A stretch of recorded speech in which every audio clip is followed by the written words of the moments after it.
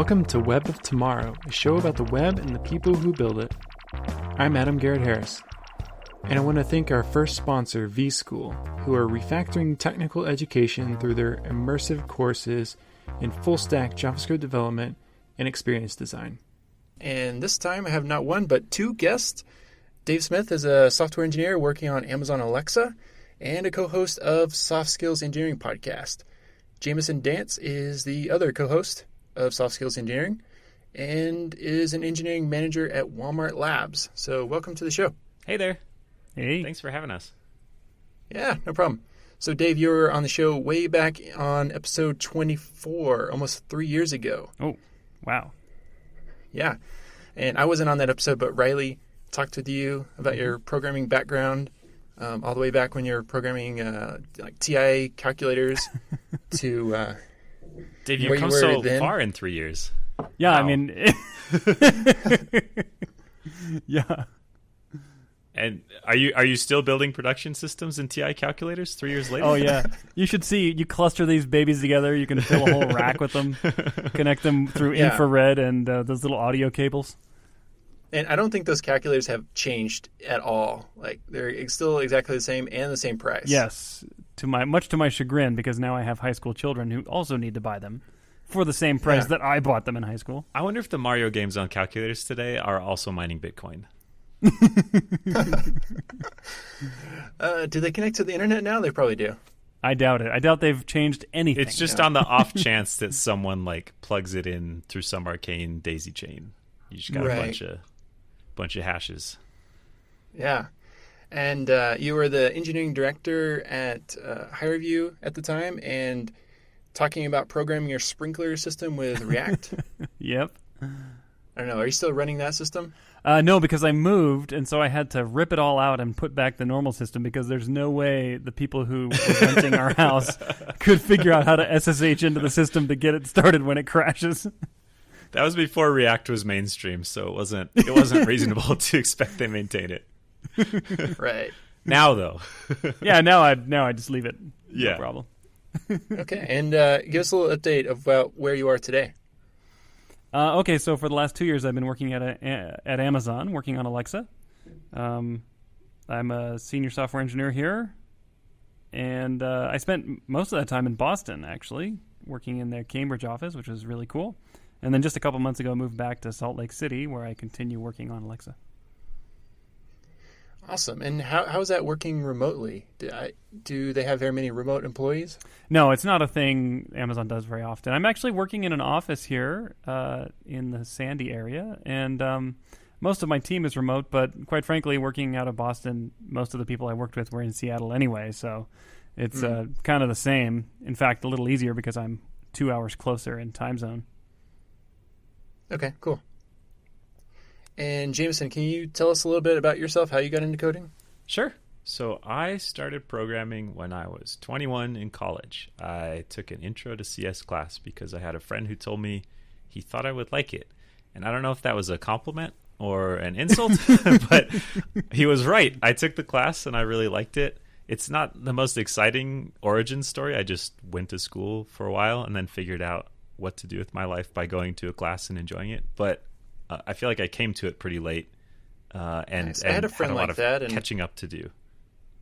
I had a friend that I thought would enjoy it, and he did not. Yeah, Jameson, have you stayed in touch with this friend? Yeah. Oh, Jamison. I have off and on. It's been a while, but yeah, we stayed in touch. I mean, he knows it's my career now. I don't know if I ever told him the reason I did it was because of him, though. You should. Maybe I should. Yeah. Okay. I'll send him a message after this show. And then depending on how work is going that day, it could either be super positive or terrible. You're the reason I don't work as a forest ranger out in nature. Yep. Yeah. Is that what you're going to do? You're going to be a forest ranger? Or? I mean, that's always the backup. I don't know much about forests or ranging. Or trees? Yeah, but it feels like maybe there's a boot camp I could go to for wilderness survival skills or something. Oh, they're all the rage now. 12-week immersive boot camp. 12-week immersive. They're popping up wilderness everywhere, firefighter boot camp. Yep. And if not, there's always YouTube. Yeah. Oh, yeah, for sure. Yeah, so I started programming in college and I enjoyed it, and then I just kind of got part-time gigs at school in research labs or on campus, and then I got a job before I graduated, and I found out that I could just not graduate and still have that job.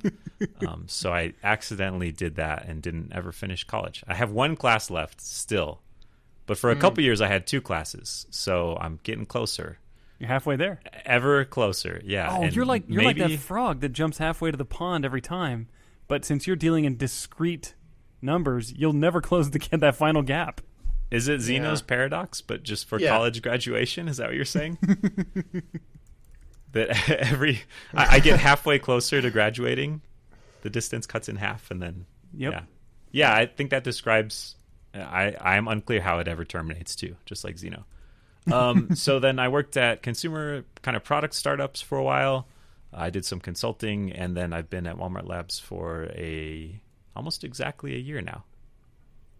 Happy anniversary. What is exactly Walmart Labs?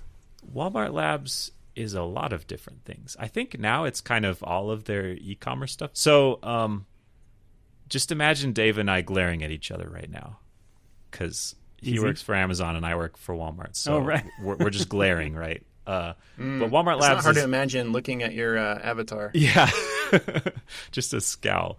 Walmart Labs is kind of the umbrella for all of the e-commerce stuff Walmart is doing.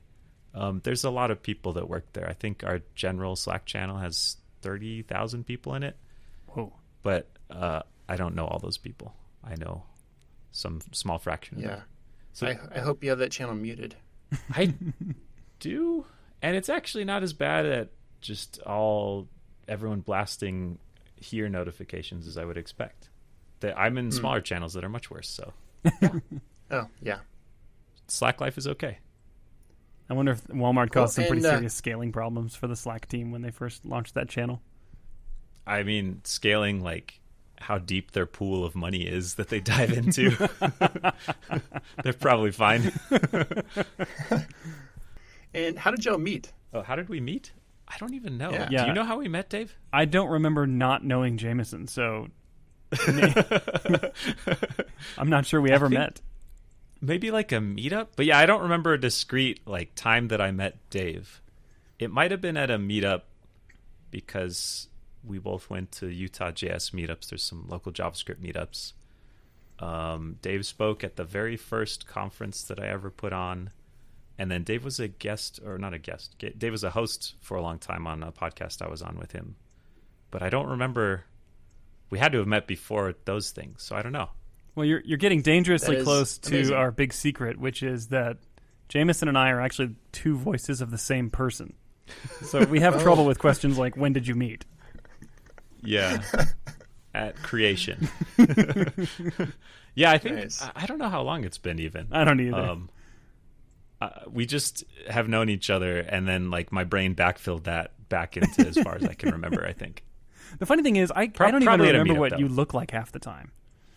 Yeah, so Dave moved back to Utah, and I don't think I've seen him since then in person. I don't think so. But we do talk every week. I think I've seen you in person like maybe 4 or 5 times Yeah, it's been great. in like 4 or 5 years. That's awesome. It's weird. And Jamison, I see you on Twitter so often that I forget your name is Jamison. I think it's Jurgensen. Yeah, that was a nickname from my friend's older brother when I was 11, which is just how internet nicknames used to happen, I guess, before people knew they had to brand themselves on the internet. Right. So Yeah, you got a Hotmail. Someone gave you a nickname on Hotmail or AIM or something. Yep, you're a skater dude, basketball fan, 4,000 for life. Mm-hmm. So what made y'all decide to start this soft skills engineering podcast? Oh, I remember. Do you remember, Jamison? I'm curious to hear what you say. By the way, we're coming up on our 3rd anniversary in a couple months. You're right. Yeah. 3 years. Congrats. Yeah, 140 episodes so far. So I remember at one point Jamison had some conundrum at work. I can't remember what it was. some kind of people problem, I think, because Jamison's just always causing trouble with the people. and I think you sent me a Slack message or something and said, "Hey, Dave, I wanted to get your advice on this situation or something." And we chatted about it, and I probably gave some terrible advice. And then we all had a good hearty laugh and went back to work.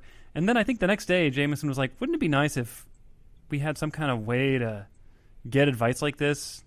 Or something like that. And then I think both of us at the same time said, "We should start a podcast," like speaking in unison. That's how I remember the story anyway. Okay. Nice. I remember it as seeing like a YouTube video or there's some media I consumed that I felt like was about soft skills but was kind of boring and not it felt very salesy, I guess. And I do enjoy talking about this kind of thing, and I think it's fun to think about. I'm certainly not an expert, but the genre of the niche of like technical, but someone who also thinks about soft skills, I think is a little bit unique. So it was kind of a desire to both talk about it more with Dave, but also to maybe try and increase the amount of non-sales pitch type of content out there, I guess. Does that make sense? Yeah, and I've been measuring that. I think we've put about a 2% dent in the sales in sales pitch. The metrics are trending well. Yes. Is that what you're saying? Yes, we're well on our way. Yeah.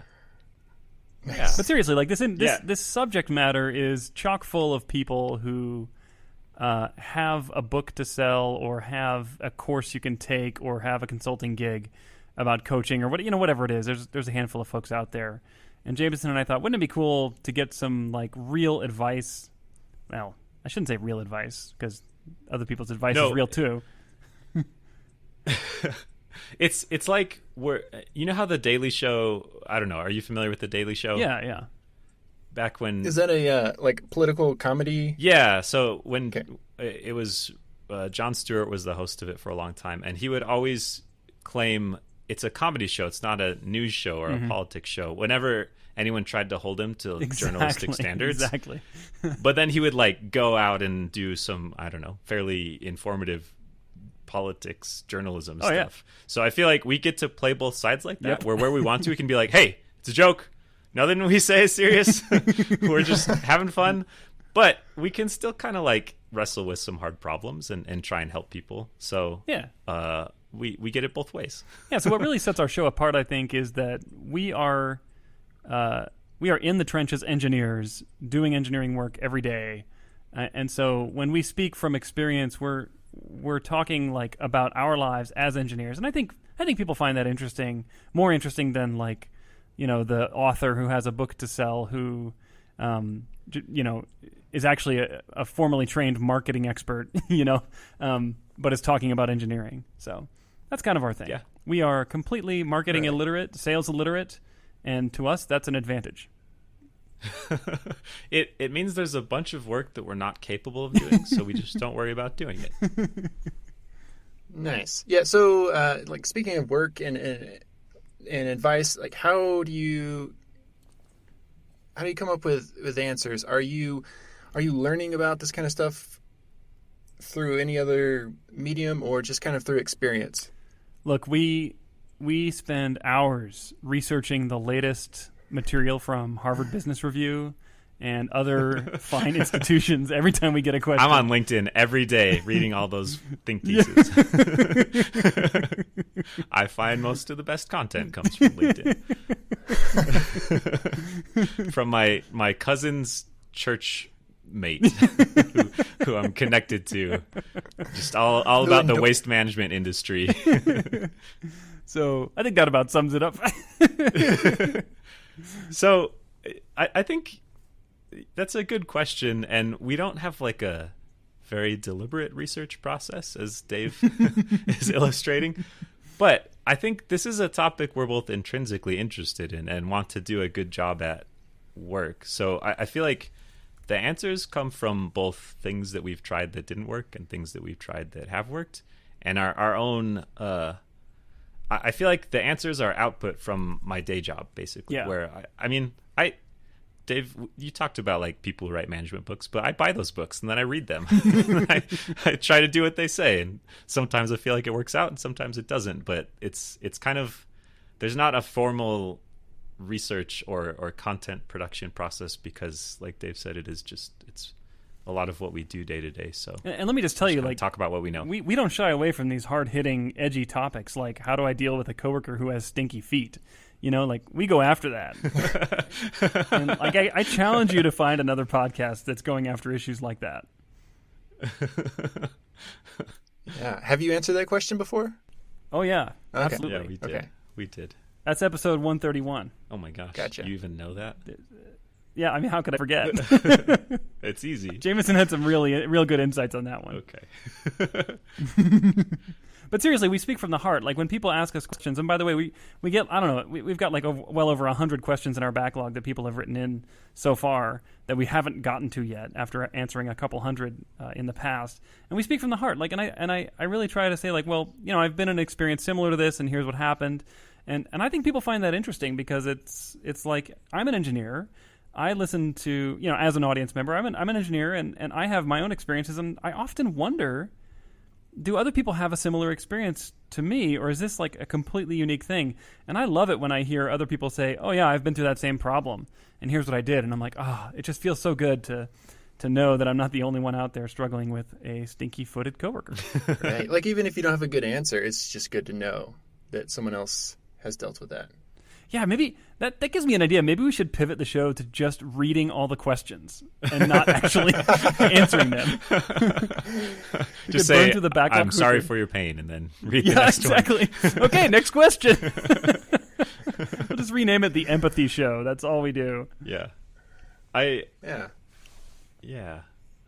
I feel like we do try and draw from our personal experience, but there are definitely times where we feel like our experience does not cover this situation. I feel like this comes up when people from other parts of the world that have different cultures, or people of different kind of gender or racial backgrounds, they deal with different issues than we do. And so we try and make it as universal as we can, but it's all colored through the lens of our own experience and our backgrounds too. Yeah. I don't really know how we don't do that. Yeah. We just acknowledge it and say, like, this is who we are and where we're coming from. Here's how we deal with it. We say, it's a comedy show. Yeah, that's true. Why are you taking this so seriously? It's a comedy advice podcast. Yeah. So at the beginning of each episode, you have something about, like, engineering is not just about fill in the blank. Mm-hmm. And how do you come up with those things? Again, this one comes right from the heart. Like, I literally just troll through the things I've been working on or worked with this week, and then I just slap it up there. So our tagline is, it takes more than great code to be a great engineer. And we believe that, but we substituted the word code for whatever skill we happen to be invoking. It takes more than great topological sorting skills to be a great engineer. It takes more than great, big O notation skills to be a great engineer. Anyway, so whatever you happen to be working on that week, I like Jamison's the best. His are always And Jamison, are those what you've been working on? Sometimes they're what I wish I was working on, and sometimes they're what I wish did not exist in the world. Yeah. But you could do a reasonable approximation of what I have typed into my computer by trolling through those, I guess. Yeah. That might be the hardest part of the show, actually, is thinking of things to say that we haven't said yet already. Yeah. Right. You keep track of what you said already? Okay. Oh, yeah. Good. Yeah, sort of. Remember, I'm sure we'll have some duplicates, but well, remember, we're very careful record keepers. This is a very serious show. So everything we do, we take highest very seriously. journalistic standards. Exactly. Yeah. If you repeat yourself, then it's a comedy podcast. Right? Yeah. Yeah. Oh, yeah, for sure. If the IRS audits us, it's a comedy podcast. You wouldn't audit a comedy podcast, would you? That'd be absurd. Oh, you're right. We'll go away. So, Jamison, you said you read some of those business books. What are some of your favorite business books? Oh, I don't know. It's like whichever one I read most recently, because I'm easily swayed by whatever I read most recently. Hang on, let me look at my bookshelf. You try to do what they say. You can't do what they all say, right? Yeah, they all contradict each other. So I really like There's one called The Manager's Path. That one's pretty niche focused on technical engineering management. And it's really well written. It's written by a woman who's an experienced engineer and engineering leader who's been CTO and everything kind of in between. And it's very detailed and practical. So I like that one. There's one called Performance Review and Management. It's from the 70s and my dad gave it to me. And it's kind of about how do you clearly and articulately talk about performance and how someone is doing and what your expectations are for their performance at work, which is a really hard problem. And the reason why problem. Nobody really does. Yeah, everybody just knows, like, I hope I don't get fired. And then I guess that means I'm doing okay because I didn't get fired. Hang on, let me look at my bookshelf. But look, if your boss comes to you and says you're fired, all you got to do is say, "What? I thought this was a comedy job." This is what makes the show great, by the way. Jamison does his homework. He's read a ton of these books. I have read one book about this subject. You always recommend it. Yes, it's the same one. It's the same book. What is that one book? Now I'm embarrassed to even say it out loud. Is it the Influencers one? No, is that no, it? that's not the title. Oh, okay. Okay, well, I got my books.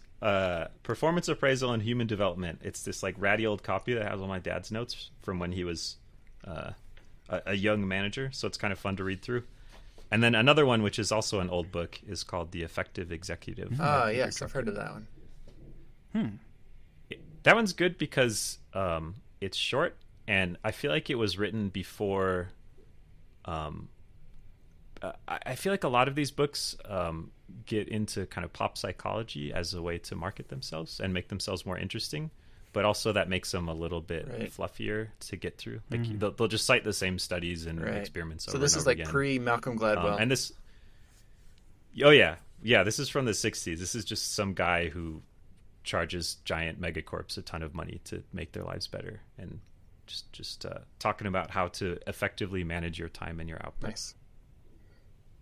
But I read a bunch of them, and then I usually get burnt out and go read only trashy sci-fi for like a couple months to kind of cycle off of them. So now, none of these were written by software engineers, right? The Manager's Path was written by a software engineer. Okay. These other two and are that's not. The Manager's Path is fairly recent, right? Yep. Yeah, it's a couple of years ago. Yeah. Okay. I have this theory, but by the way, that's not to discount those books that were not written by software engineers, but my theory is that the industry right now is so young that software engineers only in the last 10 years or so are moving into management after having had a reasonably long career as individual contributing software engineers. And I predict that in about 10 years' time, we're going to see just a huge flood of books like The Manager's Path that are written by former individual contributor software engineers turned manager, reflecting on their experiences and lessons learned in a book form. Maybe written by Dave Smith. Yeah, so y'all aren't selling any books yet. Maybe written by one. Yeah. Yeah, so let's just say this marks the decade pre-tour of my book tour. Remember all that stuff we said about not selling out? That was a joke as part of our comedy podcast. So it's not a contradiction if we sell out in the future. We can do whatever we want.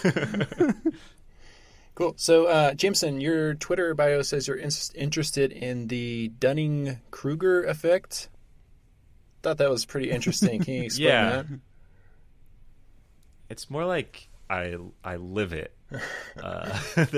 I'll try and give a definition of it. It won't be great because I'm not going to look it up on Wikipedia first. But the Dunning-Kruger effect is about the tendency for people to rate their own performance. And the more expert people are in a subject, the more accurately they rate their own performance. And the less people know about a subject or a domain, the less accurate they are about rating, but the more biased they are towards rating themselves positively. So kind of concisely, it's like people who are bad at a thing think that they're good at a thing. And people who are good at a thing think maybe they're good at it. So the thing that drives me nuts about you, Jamison, is that you just think you're such an expert on the Dunning-Kruger effect.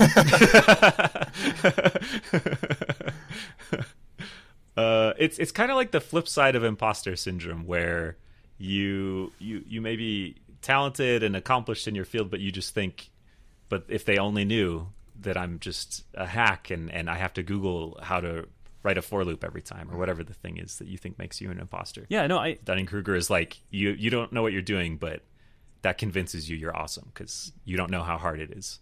exactly. So I think the imposter syndrome is exactly the 50% of the people in the Dunning-Kruger study, right? It's the people who actually are not imposters. They all think, I'm probably not that good at this. Those are the people we like to see on American Idol.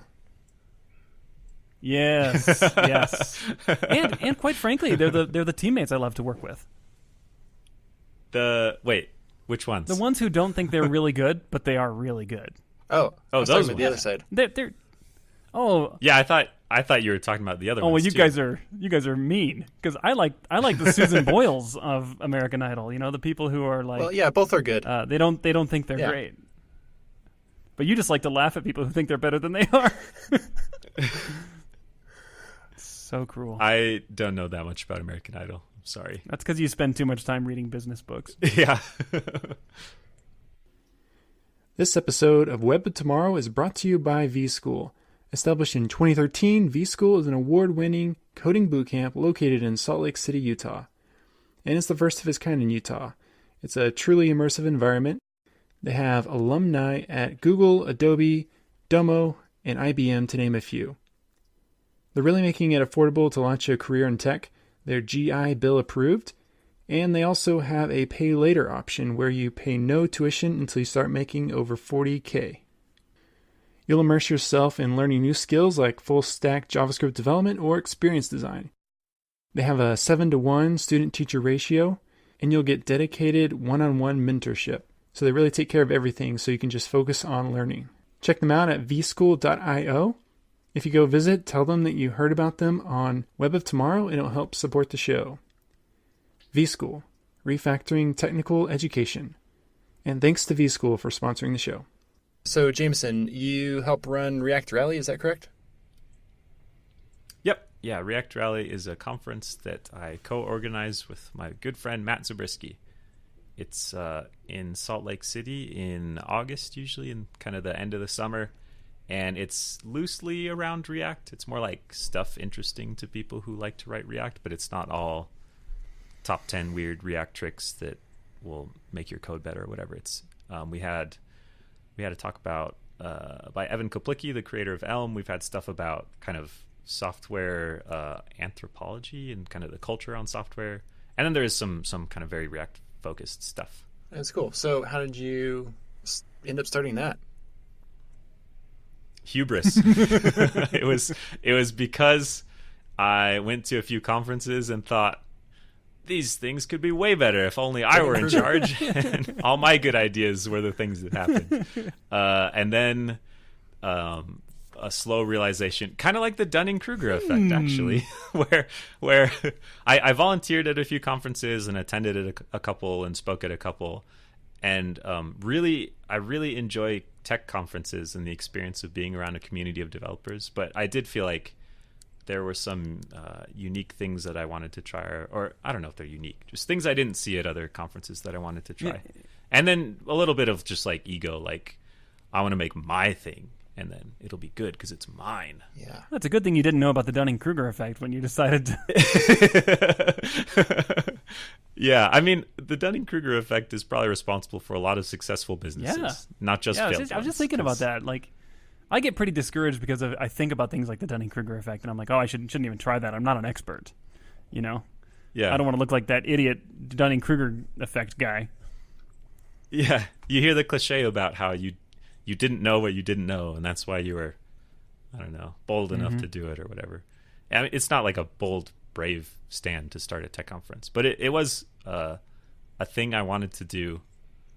And then React was coming into popularity at that time. There wasn't a conference when we first started talking about it. Facebook's conference happened a little bit after we started talking about doing this conference and kind of validated the fact that, oh, people will come to a tech conference about React. And then Matt and I had volunteered together at some other community events and didn't really know each other at all. So I think we gambled and got really lucky in that we get along and have compatible skill sets and personalities, because we would be spending several 1,000 hours together on a business, it turns out, over the years. And then I knew some folks who had also done some conference organizing, and asked them for a little bit of advice on how to get started and how to get all the logistics sorted out, that kind of thing. Nice. And what were some of the things that you wanted to do differently? So one thing I feel really strongly about is single track versus multi-track. I don't enjoy the feeling of multi-track conferences because it's too easy to hop between talks and not engage fully in any talk, and your conference going experience is totally different from everyone else's because you're all in a different subset of talks. So it kind of like splits the group and fractures it a little bit. I like smaller events where you can feel like you get to meet everybody and talk to everybody. I think that fosters a stronger sense of community and closer connections. I think speakers should be compensated for their time and treated well to the extent possible. They put in a ton of effort and stress and are away from their jobs and families and lives to come speak at an event. And I think treating them well makes the event better. And then I think an emphasis on the hallway track as an explicit thing, not a thing you do to skip out on the conference talks, is part of what we do, where we have a bunch of activities. We have really long breaks between talks. We send people out in the city for lunch instead of bringing catered lunch, to kind of just have them explore the town and make friends and meet different people. And then it's relatively inexpensive, and it's in a relatively accessible and inexpensive area. So I think it's fairly financially accessible. We do a lot of scholarships and help to get people to come to it, where that's still too much for them. But I think making it super expensive conferences have fancier perks, but you also are changing the kind of audience that can come to people whose companies will pay for their event, or people who are fine dropping like thousands of dollars paying their own way to a conference. And we kind of want it to be open to a wider group than that. Nice. Yeah. So you want to open to a wider group, but then also have a smaller group there so they can get to know each other. Yeah. It is kind of a contradiction. A wider pool. Right. And we don't sell out. We've sold out the past few years, but it hasn't been in like seconds. So I think we'll see what happens this year, but I think we're still at the point where we will be full, but it's not impossible to come if you really want to come. Nice. Yeah. So one of the biggest things to get out of it is the sense of community and meeting people, it sounds like. What kind of value do you want people to get out of attending the talks? I think the talks should... There's a few different kinds of talks. There's ones that are very applicable to your day-to-day job, so more kind of tactical or skill or technology focused, where maybe someone's talking about Webpack and it helps you figure out how to bundle split better, and then you apply these things you learn to the task that you're doing. There are also talks that are more like put this idea in your brain. So we've had a few talks about Elm, actually, and just that idea of, pure statically typed functional programming is a thing that exists and is less intimidating to try than maybe I had expected. And there's a way to get into it and do front-end development. I think that's a fun idea to plant in people's brains. And then there are also just talks that sound really personally interesting to me. I kind of like, there was one, I'm torn between mentioning talks specifically and not mentioning all the other ones. Right. And they're all going to feel left out if you don't.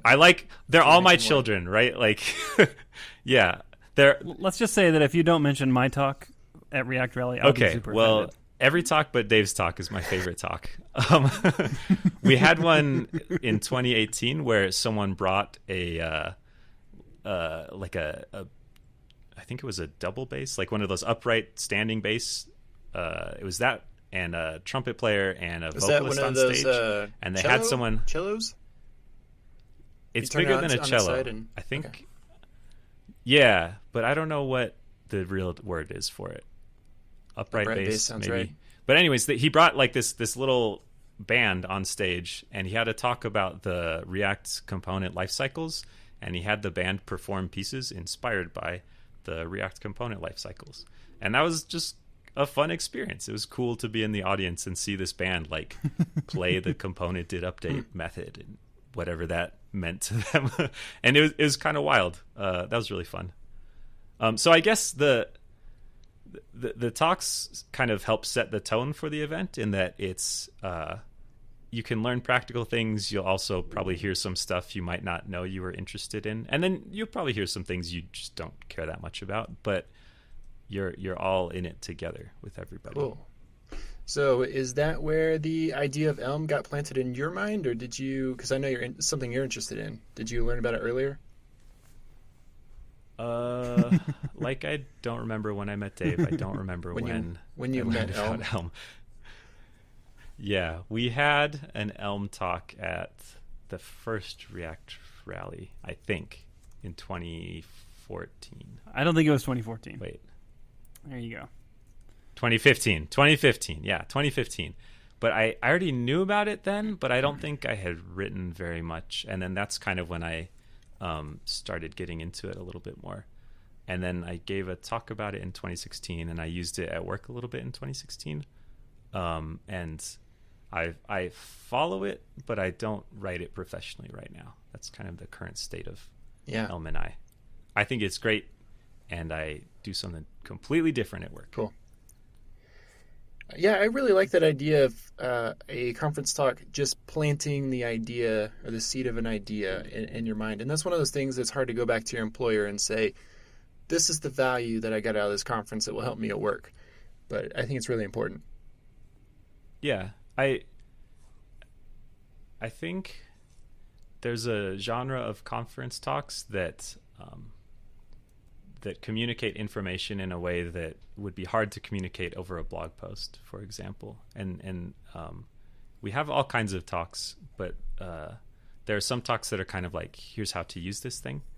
And you could maybe argue there's other ways to learn that same knowledge. But in terms of just giving you the feel for an idea, I feel like an in-person conference talk, you listen differently when you're in an audience in person to someone speaking, even than when you watch the talk on YouTube, and certainly differently than when you are kind of exploring documentation or something. So I think I don't know any technical terms about it. It feels like it touches different parts of my brain. Yeah, seems like there should be a technical word for that. But don't tell your boss though that you go there to meet people to get a different job, because that does happen a lot too. Nice. Meet someone, make friends, and then one of you hires the other person. And I mean, what do you think is different about watching a talk in person versus on YouTube? Because I don't think I've ever put that in words, but I've kind of felt that same thing. That I don't know. I think one thing is I never find the time to watch a video. I have the same issue. It comes down to attention span. When I've invested the time and effort to go to a conference, I will pay attention to the talks a lot more so than I ever would. Yeah, I would never do like a 8-hour YouTube talk session, So. Oh man. Ooh. Yeah, that sounds rough. I think you're right. I think a lot of it is your own commitment, and it's like less socially acceptable to just switch away and answer emails or be on Twitter or whatever. Though people totally do that at conferences, and that's their choice. You can do whatever you want. We've toyed with the idea. Actually, we did have kind of a no laptop section, and it was interesting where just the fact that you have your laptop on your lap, I think, makes you listen differently. And even if you're saying you're taking notes, I think most people, the way they take notes is to like go do something else besides take notes. I know when I brought my laptop to class in college to take notes, I just got so much less out of class. Yeah, that's why you need to bring a typewriter. And I think there's something to that with conference talks. Yeah, just grow that man bun out and sit on the front row and type on your clacky typewriter. I did go to a conference that banned all laptops, like a hard ban, and it was one of the best sitting in the audience listening to talks experiences I've had. Yeah. So I think there's something to that attention. So you had like a certain section of the audience where there was no laptops allowed? So we didn't provide power to those sections. I don't think we explicitly said like shut your laptop, please. Like call people out from the stage. But it kind of worked out that all the people who wanted to have their laptops open sat in part of the room where the power and the tables were, and everyone else sat in different seating. There were a few laptops still, but most people were listening more intently. Nice. Yeah, I mean, I've seen people in the audience talks, like, preparing their own slides for their talk. All sorts of things. Yeah. Yeah, and I mean, like, people have freedom and they can make their own choices, and some people have commitments. But I do think if you can pay attention, the experience is better if you pay attention. Yeah. I found a few times that if it's a talk I know I'm not that interested in and paying attention would just drain my energy, goofing off in some way during the talk, I guess that's one thing the hallway track is good for. But doing something else during the talk can help revitalize me for the next talk that I'm interested in. Yeah, that makes sense. And I like how you said it drains energy, because it totally does. I feel worn out in a different way when I go to conferences than I do at just my day job where I'm learning things. And that is part of but the... But nothing compared to an 8-hour YouTube YouTube conference talk binge. Yeah, nothing can compare to that. How would you know? Have you ever done it? Sometimes... No. Well... how close is it to an 8-hour Netflix viewing session? Because I have done that. Is it a similar feeling? No, because I would only do Netflix binge if I'm really interested and just can't stop myself. I mean, a conference talk. You can stop yourself from hearing about WebAssembly? I mean, a conference talk never ends in a cliffhanger that the next conference talk picks up on. Yeah, that is a good idea. To see that. Take notes, Jamison. That is a really good idea. When Bandersnatch came out, I've been thinking for a long time about a choose your own adventure talk, and it was cool to see someone spend millions of dollars to do that at a much larger production. If you could scale. get, but it'd be fun to like prep a talk and then just have a slideshow up that's like you investigate this library or you write it yourself, and then it just wildly changes direction based on what the audience picks. Or if you could get all the conference speakers to work together to make a continuous story of all their talks, that'd be good.